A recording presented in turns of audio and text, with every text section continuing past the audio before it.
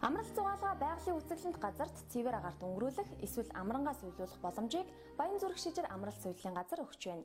Гачуур тосгоноос хойш 16 км-т үзэсгэлэнт шар хоолой аманд байрлах Баян зүрх шижир амралт зөвлөлийн газар таны тав тух хөгжилтэй байх бүхэл нөхцөл болцоог бүрдүүлж өвөл зууны байруудыг санал болгож байгаа юм а. Олуулаа байсан ч санаа зовлтгүй нэг ээлжиндээ 100 хойр хүртэл хүн хүлээн авах хүчин чадалтай юм а.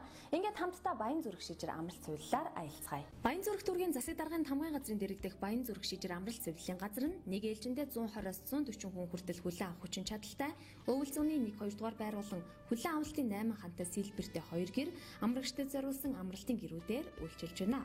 Гачуур тосгоноос хойш 16 км-т байрлах үзэсгэлэнт байгаль цэвэр агаар цогцолсон шар хоолой шижрийн аманд байрлах Баян зүрх шижир амралт зөвлөлд та өдрийн болон ээлжийн амралтыг сонгох боломжтой юм а.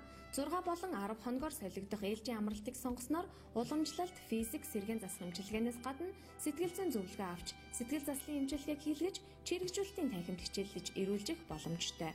Өндөр настан болон хөгжлийн бэрхшээлтэй иргэдэд хөнгөлөлтөөр үйлчилж, хүүхэд багчуудад зориулсан сувилгаач хийж байна.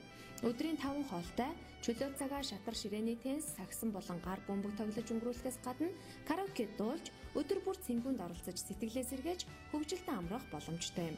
Хүлээн авалт хорин найрын захиалгыг авч байна. 7 хоног бүрийн даваа гарагт Баян зүрх дүүргийн засаг даргын тамгын газраас Баян зүрх шижир амралтын чиглэлд автобус явдаг учраас та унаагүй гэж санаа зовох хэрэггүй. Илүү дэлгэрэнгүй мэдээллийг 96